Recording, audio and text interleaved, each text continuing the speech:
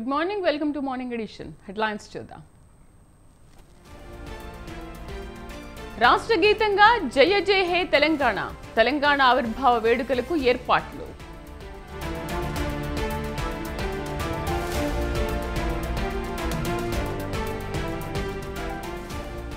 ఇవాళ తాడేపల్లికి ముఖ్యమంత్రి జగన్. మళ్ళీ మన ప్రభుత్వం ఏర్పాటు కాబోతోందని ట్వీట్.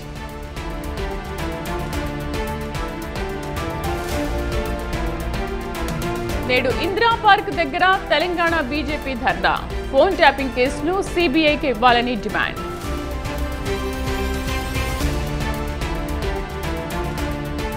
తిరుమల శ్రీవారిని దర్శించుకున్న Amit Shah.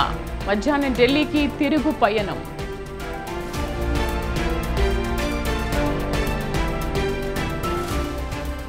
Hasan MP Prajwal Revanna arrest. SIT కార్యాలయానికి తరలించిన పోలీసులు.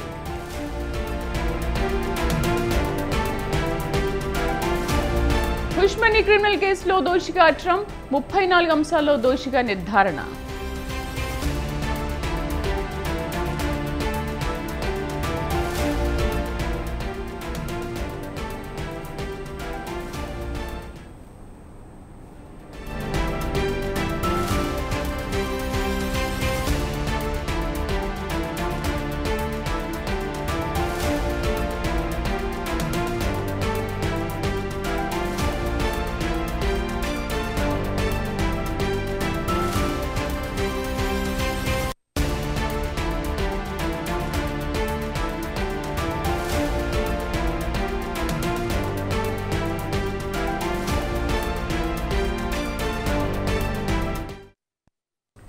నేడు ఇందిరా పార్క్ ధర్నా చౌక్ వద్ద బీజేపీ ధర్నా చేపట్టనుంది. ఫోన్ ట్యాపింగ్ వ్యవహారంలో బాధ్యులపై చర్యలు తీసుకోవాలని రాష్ట్ర ప్రభుత్వాన్ని డిమాండ్ చేస్తూ ఉదయం 10 గంటలకు ధర్నా చేపట్టనుంది. ఈ కార్యక్రమంలో బీజేపీ ఓబీసీ మోర్చా జాతీయ అధ్యక్షుడు, రాజ్యసభ సభ్యులు డాక్టర్ కె లక్ష్మణ్, బీజేపీ శాసనసభ్యులు, పార్లమెంటు సభ్యులు, సీనియర్ నాయకులు ఇందులో పాల్గొననున్నారు.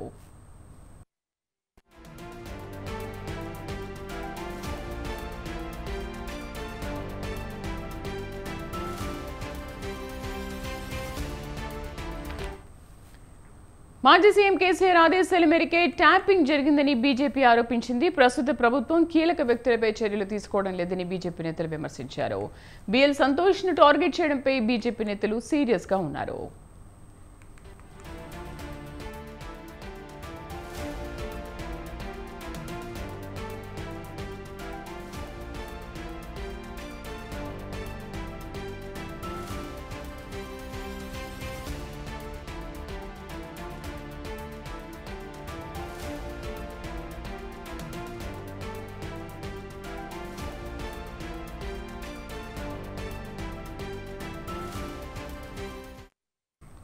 నేడు ఇందిరా పార్క్ ధర్నా చౌక్ వద్ద బీజేపీ ధర్నా చేపట్టనుంది. ఫోన్ ట్యాపింగ్ వ్యవహారంలో బాధ్యులపై చర్యలు తీసుకోవాలని రాష్ట్ర ప్రభుత్వాన్ని డిమాండ్ చేస్తూ ఉదయం 10 గంటలకు ధర్నా చేపట్టనుంది. కార్యక్రమంలో బీజేపీ ఓబీసీ మోర్చా జాతీయ అధ్యక్షుడు, రాజ్యసభ సభ్యులు డాక్టర్ కె లక్ష్మణ్, బీజేపీ శాసనసభ్యులు, పార్లమెంటు సభ్యులు, సీనియర్ నాయకులు పాల్గొనున్నారు. పూర్తి సమాచారం కరెస్పాండెంట్ శ్రీనివాస్ అందిస్తారు. శ్రీనివాస్.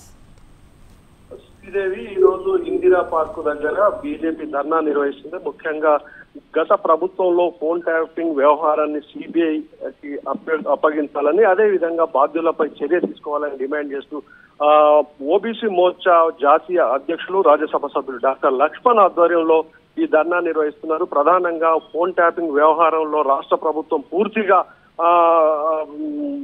పక్షపాతంగా వ్యవహరిస్తుందని చెప్తున్నారు. కొంతమందిని కాపాడడానికి ప్రయత్నిస్తున్నట్లు కనిపిస్తుందని చెప్పవచ్చు. ముఖ్యంగా గత ప్రభుత్వంలో ఎమ్మెల్యేల కొనుగోలు వ్యవహారంలో జాతీయ నాయకులు, బీజేపీ ముఖ్య నేత బిఎల్ సంతోష్ ను టార్గెట్ గా పెట్టుకొని ఒక వ్యవహారం నడిచింది. ఆ వ్యవహారంపై ఇప్పటికి కూడా సుప్రీంకోర్టులో విచారణ జరుగుతుంది. ఇలాంటి వ్యవహారాన్ని పూర్తిగా రాష్ట్ర ప్రభుత్వం విచారణలో న్యాయం జరగదు. ఇటు బాధితులకు కావచ్చు, ఇటు మిగతా వాళ్ళకి కానీ అప్పుడు ఉన్నటువంటి పరిస్థితిని ఎలా ఎలా జరిగింది అనే విషయాన్ని పూర్తిగా విచారణ జరిపించాలి అంటే సిబిఐకి అప్పగించాలన్నటువంటి విషయం పైన ఈ రోజు ఇందిరా పార్క్ దగ్గర ధర్నా బీజేపీ నిర్వహిస్తుంది. ఈ కార్యక్రమానికి లక్ష్మంతో పాటు శాసనసభ్యులు, అదే విధంగా ప్రస్తుత పార్లమెంట్ సభ్యులు, మాజీ పార్లమెంట్ సభ్యులు, ముఖ్య నేతలంతా హాజరవుతున్నారు. ఉదయం 10 గంటలకు జరుగుతున్నటువంటి ఈ ధర్నాలో మధ్యాహ్నం వరకు జరుగుతుంది. ప్రధానంగా ఫోన్ ట్యాపింగ్ వ్యవహారంలో రాష్ట్ర ప్రభుత్వ వ్యవహారాన్ని, అదే విధంగా ఇక్కడ ఉన్నటువంటి ప్రభుత్వం వ్యవహరిస్తున్న తీరును అధికారులు చెప్పినా ఇక్కడ ఉన్నటువంటి రాష్ట్ర ప్రభుత్వం పూర్తిగా విచారణ చేయకుండానే కొంతమందిని తప్పించడానికి ప్రయత్నం చేస్తుంది. దోషుల పైన శిక్ష విధించే పరిస్థితి లేదనేటువంటి విషయాన్ని ఇక్కడ బీజేపీ నేతలు అంటున్నారు. ఈ విషయం పైన ఫోన్ ట్యాపింగ్ పైన సిబిఐ విచారణ జరిపించాలని డిమాండ్ చేస్తూ ఈ రోజు 10 గంటలకు ఇందిరా పార్క్ దగ్గర ధర్నా నిర్వహిస్తున్నారు. శ్రీదేవి, శ్రీనివాస్, 10 గంటల నుంచి ఎప్పటిదాకా ఈ ధర్నా కొనసాగనుంది?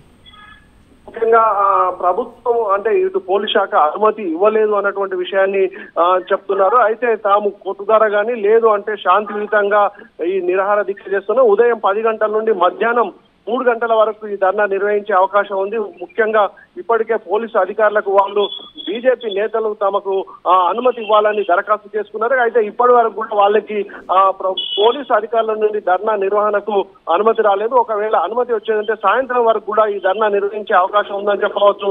శ్రీదేవి, అంటే శ్రీనివాస్, ఒకవేళ అనుమతి రాకపోతే మరేంటి, ధర్నా నిర్వహిస్తారా? అంటే పోలీసులు తాము తప్పకుండా ధర్నా నిర్వహిస్తాము. ఫోన్ ట్యాపింగ్ వ్యవహారంపై రాష్ట్ర ప్రభుత్వం నిలదీయడంతో పాటు సిబిఐకి అప్పగించాలని డిమాండ్ చేస్తూ తాము ప్రజాస్వామికబద్ధంగా శాంతియుతంగా ధర్నా నిర్వహిస్తున్నాము. ఎట్టి పరిస్థితుల్లో తమ ధర్నా కొనసాగిస్తామన్నటువంటి విషయాన్ని బీజేపీ నాయకులు చెప్తున్నారు. పోలీసు అధికారులు కూడా తమకు అనుమతి ఇచ్చే అవకాశం కూడా ఉందని చెప్తున్నారు. ముఖ్యంగా కొన్ని కండిషన్ తో అనుమతి ఇచ్చే అవకాశం ఉంది. ఉదయం 10 గంటల నుండి మధ్యాహ్నం వరకు అనుమతి వచ్చే అవకాశం ఉందన్నటువంటి విషయాన్ని కూడా బీజేపీ నేతలు చెప్తున్నారు. Sridevi. Right Srinivas, thank you.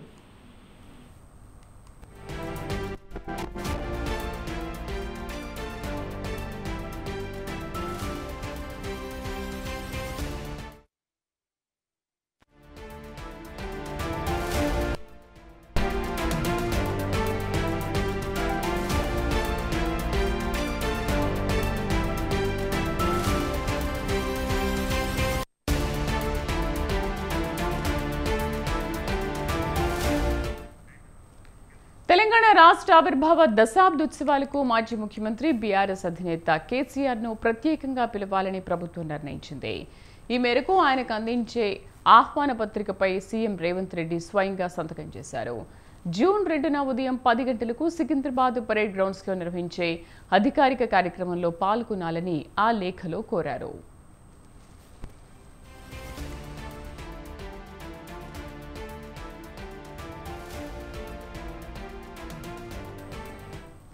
ముఖ్యమంత్రి ఆదేశాల మేరకు ఆహ్వాన పత్రాన్ని రాష్ట్ర ప్రభుత్వ ప్రోటోకాల్ సలహాదారులు హర్కారా వేణుగోపాల్, ప్రోటోకాల్ విభాగం డైరెక్టర్ అరవింద్ సింగ్ శుక్రవారం కేసీఆర్ చేతికి అందించనున్నారు. దీనికోసం ఆయన అపాయింట్మెంట్ కూడా అడిగారు. ఇంటి వద్ద ఉంటే అక్కడకు, ఎర్రవెల్లి ఫామ్ హౌస్లో ఉంటే అక్కడకు వెళ్లి ఆహ్వాన పత్రాన్ని ఇవ్వనున్నారు.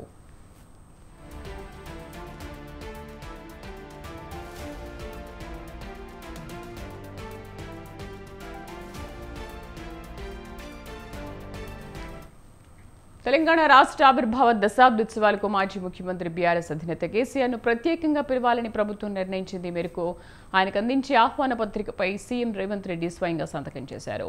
పూర్తి సమాచారం కరెస్పాండెంట్ వేణు అందిస్తారు. వేణు, ఒకవైపు నిరసనలు వ్యక్తం చేస్తున్నారు, మరోవైపు మాజీ సీఎం కేసీఆర్ కు ఆహ్వాన పత్రిక అందించనున్నారు. ఏంటి మరి, రెండింటినీ ఎలా రిసీవ్ చేసుకుంటారు? తెలంగాణ రాష్ట్ర ఆవిర్భావ దశాబ్దోత్సవాలకు హాజరు కావాల్సిందిగా కోరుతూ మాజీ ముఖ్యమంత్రి కేసీఆర్ కు ప్రత్యేకంగా ఆహ్వానం పంపుతోంది రాష్ట్ర ప్రభుత్వం. ఏదైతే కేసీఆర్ కి ఇచ్చేటువంటి ఆహ్వాన పత్రికలో స్వయంగా ముఖ్యమంత్రి రేవంత్ రెడ్డి సంతకం చేసి జూన్ 2వ తేదీన ఉదయం 10 గంటలకు సికింద్రాబాద్ పరేడ్ గ్రౌండ్ లో నిర్వహించే అధికారిక కార్యక్రమాల్లో పాల్గొనాలని చెప్పి కూడా లేఖలో పేర్కొనడం జరిగింది. అయితే ఈ సీఎం ఆదేశాల మేరకు ఆహ్వాన పత్రాన్ని రాష్ట్ర ప్రభుత్వ ప్రోటోకాల్ సలహాదారులు హర్కర వేణుగోపాల్, అలాగే ప్రోటోకాల్ విభాగం డైరెక్టర్ అరవిందర్ సింగ్ ఈ రోజు మాజీ ముఖ్యమంత్రి కేసీఆర్ కు అందించబోతున్నారు. దీనికోసం ఇప్పటికే అపాయింట్మెంట్ కూడా అడిగారు. ఒకవేళ హైదరాబాద్ లో ఇంటి వద్ద ఉంటే హైదరాబాద్ లో, లేదంటే ఎర్రవెల్లి ఫామ్ హౌస్ లో ఉంటే అక్కడికి వెళ్ళి ఆహ్వానించాలని చెప్పి ఇప్పటికే ముఖ్యమంత్రి సూచించారు. అందుకు అనుగుణంగా అక్కడికి వెళ్ళి ఆహ్వాన పత్రాన్ని అందించే అవకాశం ఉంది. అయితే రిసీవ్ చేసుకుంటారు అసలు అంటే ఇప్పటికే దశాబ్ది ఉత్సవాలు మేము పోయిన సంవత్సరమే ప్రారంభించాం అని చెప్పి ఇప్పటికే బీఆర్ఎస్ పార్టీ కూడా చెప్తున్నటువంటి పరిస్థితి ఉంది. అయితే మామూలుగా అన్ని పార్టీలకు అలాగే తెలంగాణ ఉద్యమంలో కీలక భూమిక పోషించిన ప్రతి ఒక్కరిని కూడా ప్రత్యేకంగా రాష్ట్ర ప్రభుత్వం ఈ వేడుకలకు ఆహ్వానిస్తోంది. ఇక ఈ వేడుకల్లో అందరితో పాటే ప్రధాన ప్రతిపక్షంగా కూడా బీఆర్ఎస్ పార్టీ కూడా పాల్గొంటుంది అని చెప్పి కూడా రాష్ట్ర ప్రభుత్వం భావిస్తుంది. అయితే మొదటి నుండి కూడా రాష్ట్ర ప్రభుత్వం ఉద్యమకారులందరినీ కూడా మేము గౌరవిస్తామని చెప్పి అందుకు అనుగుణంగానే చర్యలు కూడా తీసుకుంటుంది. అందులో భాగంగానే నిన్న ఏదైతే తెలంగాణ గీతానికి సంబంధించి కూడా ఉద్యమంలో పాల్గొన్నటువంటి పలువురు ప్రముఖులందరినీ కూడా పిలిచి వారందరితో చర్చించి ఈ విధంగా ఉంటుంది రాష్ట్ర గీతం అని చెప్పి కూడా చెప్పడం జరిగింది. ఇక అందులో భాగంగా ఇప్పుడు రేపు 2వ తారీఖున జరిగేటువంటి వేడుకలకు కూడా ఉద్యమంలో పాల్గొన్నటువంటి ప్రముఖులందరినీ కూడా రాష్ట్ర ప్రభుత్వం ఆహ్వానిస్తుంది. అయితే బీఆర్ఎస్ పార్టీ వేడుకలకు హాజరవుతుందా లేదా అనేది మాత్రం ఇప్పుడు అందరు కూడా ఆసక్తిగా గమనిస్తున్నారు. Right Venu, thank you.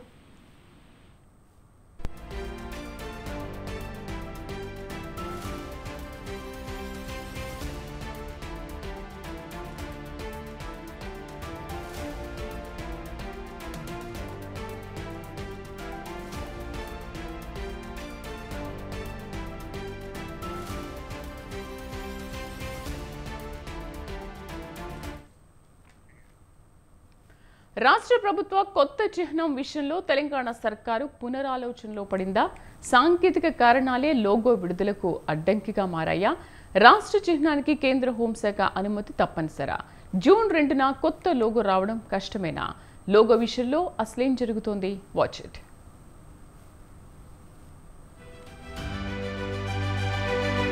Congress ప్రభుత్వం తెలంగాణకు కొత్త చిహ్నం రూపొందించాలని డిసైడ్ అయింది. ఇందుకు సంబంధించి కసరత్తు చేసి జూన్ 2న విడుదల చేస్తారని ప్రచారం జరిగింది. దాదాపు 200కు పైగా లోగోలను పరిశీలించి ఓ నిర్ణయం తీసుకుంది. జూన్ 2న చిహ్నం విడుదల ఉంటుందని కాంగ్రెస్ పెద్దలు తెలియజేశారు. అయితే కొన్ని సాంకేతిక ఇబ్బందుల వల్ల లోగో ఆవిష్కరణ ఆలస్యం కానుందని సమాచారం.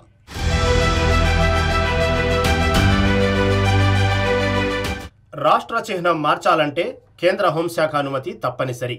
రాష్ట్ర ప్రభుత్వం ఆమోదించిన కొత్త చిహ్నాన్ని కేంద్ర హోంశాఖ పరిశీలించాల్సి ఉంది. దేశ రాజ్యాంగ స్ఫూర్తి, సమగ్రత, సమైక్యత, రాజ్యాంగ లక్ష్యాలకు అనుగుణంగా లోగో ఉందో లేదో హోంశాఖ పరిశీలించాల్సి ఉంది.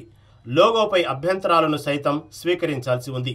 దీనికి సుమారు 7 నుంచి 10 రోజులు పట్టే అవకాశం ఉంది.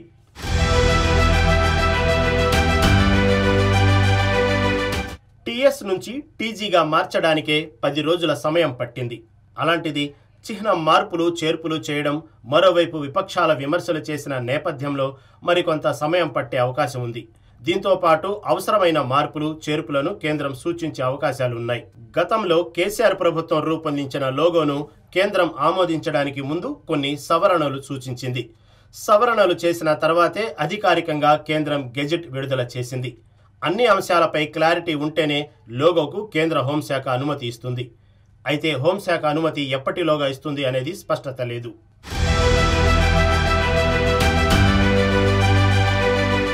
చిహ్నం మార్పుపై రాష్ట్ర ప్రభుత్వం ఇప్పటికే నిర్ణయం తీసుకున్నా సాంకేతికంగా హోంశాఖ అనుమతి జూన్ 2లోపు రాదని తెలుస్తోంది.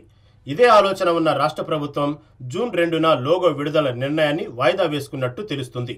హడావుడిగా లోగోను రూపొందించి పబ్లిక్ డొమైన్లో పెట్టి విమర్శల పాలవడం కంటే కొంత ఆలస్యమైన విస్తృత రీతిలో అభిప్రాయ సేకరణ జరిపి కేంద్ర ఆమోదం అనంతరం లోగో విడుదల చేస్తే సమంజసంగా ఉంటుందనే అభిప్రాయానికి రాష్ట్ర కాంగ్రెస్ సర్కారు వచ్చినట్టు వార్తలు వినిపిస్తున్నాయి.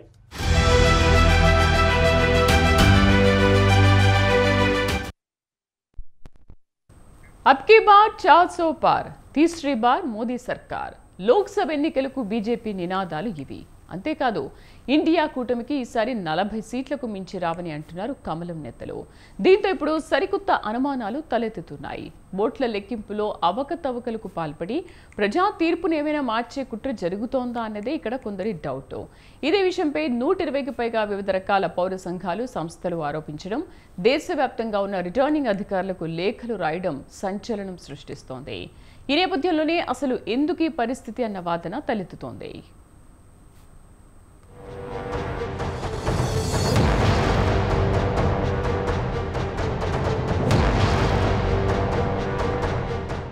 ఎన్డీఏనా, ఇండియా కూటమా? ఈసారి కేంద్రంలో అధికారంలోకి వచ్చేదెవరు? 10 ఏళ్ల పాటు అధికారంలో ఉన్న మరోసారి గెలుపు ఎన్డీఏదేనా, లేదంటే 10 ఏళ్ల పాటు ప్రతిపక్షానికి పరిమితమైన కాంగ్రెస్ పార్టీ సారథ్యంలో ఇండియా కూటమి విజయం సాధిస్తుందా? జూన్ 4న సార్వత్రిక ఎన్నికల ఫలితాలు వెలువడనున్న వేళ అందరిలో ఇవే ప్రశ్నలు.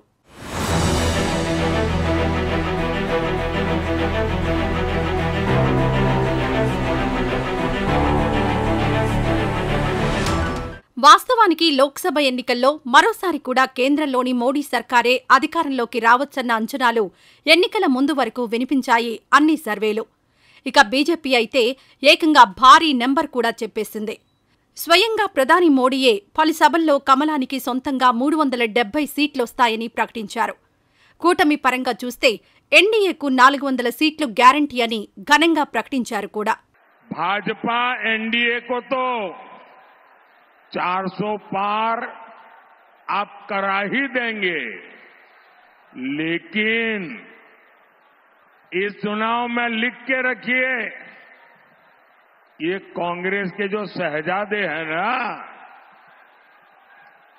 ये कांग्रेस के शहजादे, उनकी जितनी उम्र है कांग्रेस को उससे भी कम सीटें मिलने वाली है. ప్రధానితో పాటు బీజేపీ నేతల కామెంట్లతో అన్ని సీట్లు కాషాయ పార్టీకి సాధ్యమా? కూటమి 400 సీట్ల మార్కును క్రాస్ చేస్తుందా అన్నదానిపైన ఎన్నో వాదనలు, మరెన్నో సందేహాలు, ఇంకెన్నో అనుమానాలు వ్యక్తం చేశాయి ప్రత్యర్థి పార్టీలు. लोकसभा का चुनाव है, अंपायर किसने चुने? नरेंद्र मोदी ने. हमारी टीम में से मैच शुरू होने से पहले 2 खिलाड़ियों को अरेस्ट करके अंदर कर दिया. तो भाइयों और बहनों, ये जो चुनाव हो रहा है, नरेंद्र मोदी जी इस चुनाव में मैच फिक्सिंग करने की कोशिश कर रहे हैं. ये जो उनका 400 सीट का नारा है, ये बिना ईवीएम के, बिना मैच फिक्सिंग के, बिना सोशल मीडिया और प्रेस पर दबाव डालकर खरीदकर ये 180 पार नहीं होने जा रहा है, सब मिलाकर. అయితే ఇలా సర్వేలు, మేధావులు ఎన్నికల ముందు ఎన్డీఏకు ఎడ్జ్ ఉందని చెప్పడానికి పలు కారణాలు సైతం ఉన్నాయి. అయోధ్య రామ మందిర నిర్మాణం, సీఏఏ బిల్లు సహా పలు అంశాలతో దేశవ్యాప్తంగా కమలానికి సానుకూల వాతావరణం ఏర్పడిందన్న మాట బలంగా వినిపించింది. మైనారిటీ ఓట్ల విషయంలో కొంత వెనుకపడినా మైనారిటీయేతర ఓటు బ్యాంకుతో, ప్రధానంగా హిందువుల ఓట్లతో తిరుగులేని విధంగా కేంద్రంలో ఎన్డీఏకు అధికారం ఖాయమన్న వాదన వినిపించింది.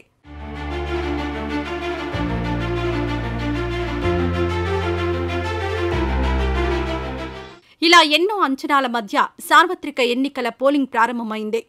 అదే సమయంలో కాషాయ నేతల నుంచి ముస్లిం రిజర్వేషన్ల వ్యవహారంపై మాటల తూటాలు పేలాయి. కేవలం ఇదే కాదు, కాంగ్రెస్ గెలిస్తే మళ్లీ రాముడు టెంట్లోకి వెళ్లక తప్పదంటూ కామెంట్ చేశారు ప్రధాని. ఇది కాస్త కమలానికి నెగిటివ్ ఫలితం ఇచ్చిందన్న అభిప్రాయం వ్యక్తమవుతోంది.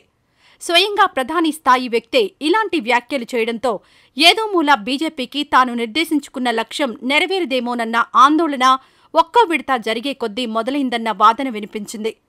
కొందరు కాషాయ నేతలు సంయమనం కోల్పోయి మాట్లాడడమే బీజేపీ భయపడుతోందని చెప్పడానికి నిదర్శనమన్న మాట వినిపిస్తోంది. कांग्रेस ने तो तय कर लिया है कि अब रामलला को फिर से टेंट में भेजेंगे. भाई और बहनों, इंडी गठबंधन वालों का तुष्टीकरण का खेल अब चरम पर पहुंच चुका है. ये लोग पहले जो पर्दे के पीछे करते थे, वो आज सामने आकर के कहने लगे हैं. अब ये खुलेआम कह रहे हैं कि मोदी के खिलाफ वोट जिहाद करेंगे, वोट जिहाद। 500 साल के बाद अयोध्या में हमारे राम जी भव्य मंदिर में विराजमान हुए। पूरा देश खुश हुआ कि नहीं हुआ? आप सब खुश हुए कि नहीं हुए? बोलिए जय श्री राम, जय श्री राम। लेकिन ये इंडिया अलायंस वाले, ये लोग రామ్ మందిర్ को लेकर బద్ది బద్ది బాతే కర్ రహే। అయితే ఓవైపు ఇంత జరుగుతున్నా కమలదళం మాత్రం తమకు 370 సీట్లు, ఎన్డీఏ కూటమికి 400 గ్యారంటీ అని బల్లగుద్ది మరీ చెబుతోంది. అదే సమయంలో ఇండియా కూటమి 40 సీట్ల కంటే తక్కువకే పరిమితమవుతుందని జోషన్ చెబుతున్నారు. దీంతో తటస్థులు, మేధావులు, స్వచ్ఛంద సంస్థలు, మానవ హక్కుల సంఘాలు ఇలా చెబుతూ వెళ్తే పలువురికి ఎన్నో అనుమానాలు తలెత్తుతున్నాయి. ఓవైపు కమలం నేతలు సీట్లు తగ్గుతాయని, ఓటమి తప్పదన్న భయంతో సంయమనం కోల్పోయి మాట్లాడుతూ మళ్లీ 370 సీట్లు, 400 స్థానాల్లో గెలుపు అవకాశాలు అని చెప్పడం అంటే లెక్కింపు సందర్భంగా అవకతవకలకు పాల్పడాలన్న ఉద్దేశం ఏమైనా ఉందా అన్న సందేహాలు వ్యక్తం చేస్తున్నాయి పౌర సంస్థలు. और एक छठे और सातवें ने 400 पार कराकर मोदी जी को फिर से प्रधानमंत्री बनाना है। तो भाइयों बहनों, 400 पार की जिम्मेदारी किस पर है? ये 7वें चरण वालों पर 400 पार की जिम्मेदारी है, याद रखना। भाइयों बहनों, हमारा तो 400 पार हो रहा है। राहुल बाबा फिर एक बार 40 के नीचे सिमट रहे हैं. అంతేకాదు ఇదే అంశంపై కీలకమైన అడుగు వేశాయి 120కి పైగా దేశంలోని వివిధ పౌర సంస్థలు. కౌంటింగ్ సందర్భంగా వివిధ రకాలుగా అవకతవకలకు పాల్పడి ప్రజా తీర్పును మార్చే ప్రయత్నాల్లో అధికార బీజేపీ ఉన్నట్లుగా తమకు విశ్వసనీయ సమాచారం ఉందని ఆరోపించాయి. ఈ మేరకు కొద్ది రోజుల కిందట బెంగళూరులో సమావేశమైన సంస్థలు దేశవ్యాప్తంగా ఉన్న రిటర్నింగ్ ఆఫీసర్లకు లేఖలు రాశాయి. స్వేచ్ఛగా, పారదర్శకంగా, నిష్పక్షపాతంగా ఓట్ల లెక్కింపు చేపట్టాలని, ఈ అంశంలో ఆర్ఓల బాధ్యత చాలా కీలకమైందన్న అంశాన్ని గుర్తు చేశాయి. ఇప్పటికే ఎన్నికల సంఘం పారదర్శకత, తటస్థ వైఖరిపై విమర్శలు వెల్లువెత్తుతున్న నేపథ్యంలో మొత్తం 543 మంది రిటర్నింగ్ అధికారులకు 120 పౌర సంస్థలు లేఖ రాశాయి.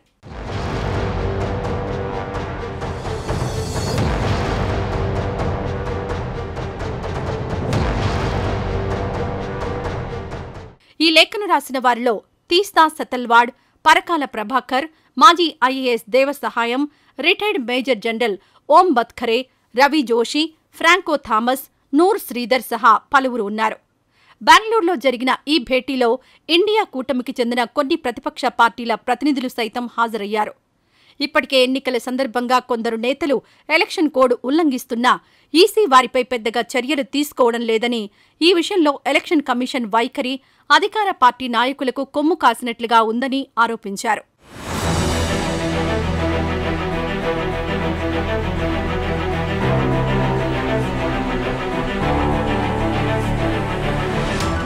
ఇలాంటి పరిస్థితుల నడుమ ఎన్నికల కౌంటింగ్ ప్రక్రియలో తటస్థంగా ఉండడంతో పాటు పారదర్శకంగా ఉండేందుకు వీరంతా పలు సూచనలు చేశారు. వాటిలో ప్రధానమైనది 17C. పోలింగ్ బూత్ల వారీగా పోలైన ఓట్లు నమోదయ్యే ఫామ్ E17C. ఇది ప్రతి అభ్యర్థి వద్ద ఉండేలా చూడాలని కోరారు. ఇక ఇందులోని వివరాలు సరిపోల్చే ఫామ్ B కూడా అభ్యర్థులకు జారీ చేయాలని కోరారు. మొత్తం లెక్కింపు ప్రక్రియ అభ్యర్థుల సమక్షంలో జరిగేలా చూడాలని, వీడియో రికార్డింగ్ జరిపించాలని, ఓట్ల లెక్కింపులో అసలు తొందరపాటు పనికిరాదని ఆర్ఓలను కోరారు. అవసరమైతే 1కి 2 సార్లు సరిచూసుకొని ధృవీకరించుకోవాలని విజ్ఞప్తి చేశాయి పౌర సంస్థలు.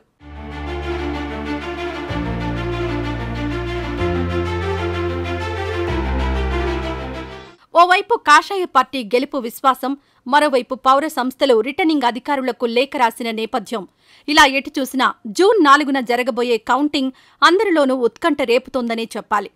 మరి చివరకు ఈ సార్వత్రిక ఎన్నికల్లో గెలిచేదెవరు, కేంద్రంలో అధికారం చేపట్టేదెవరు అన్నది జూన్ 4న తేలిపోనుంది.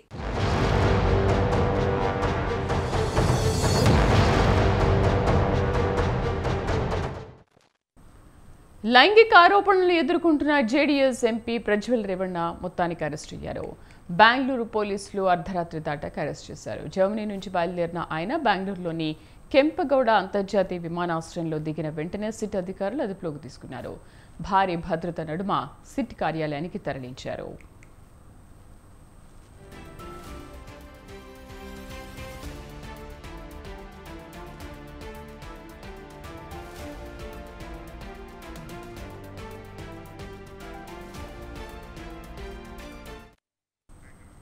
మాజీ ప్రధాని దేవగౌడ మనవడు అయిన ప్రజ్వల్ రేవಣ್ణ ఎన్డీఏ కూటమి తరఫున హాసన నుంచి ఎంపీగా బరిలోకి దిగారు.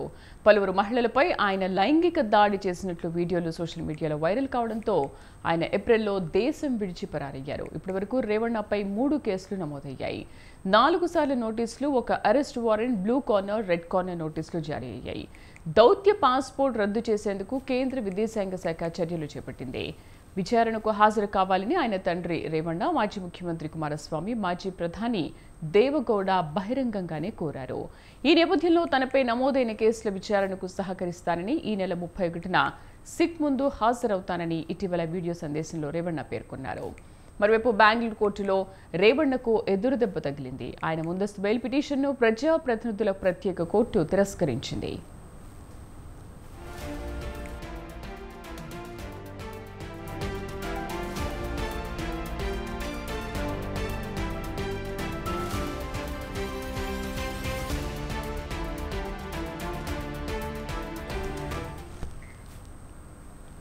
కేంద్ర హోంమంత్రి అమిత్ షా తిరుమల శ్రీ వెంకటేశ్వర స్వామి వారిని దర్శించుకున్నారు. మహాద్వారం గుండా ఆలయంలోకి ప్రవేశించిన అమిత్ షా దంపతులు శ్రీవారి అభిషేక సేవలో పాల్గొన్నారు. అమిత్ షా దంపతులకు ఆలయ పండితులు పూర్ణ కుంభంతో స్వాగతం పలికారు. స్వామివారి దర్శనం అనంతరం స్వామివారి తీర్థ ప్రసాదాలు అందజేశారు.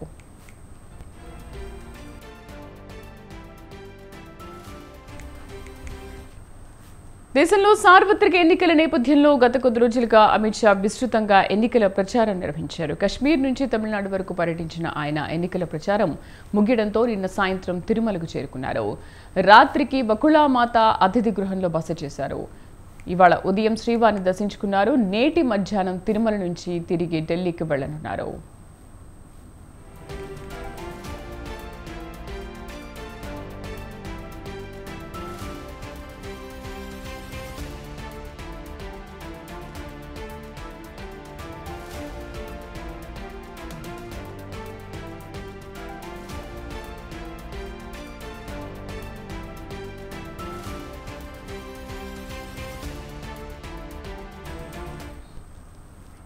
విశేషాలు. నమస్తే.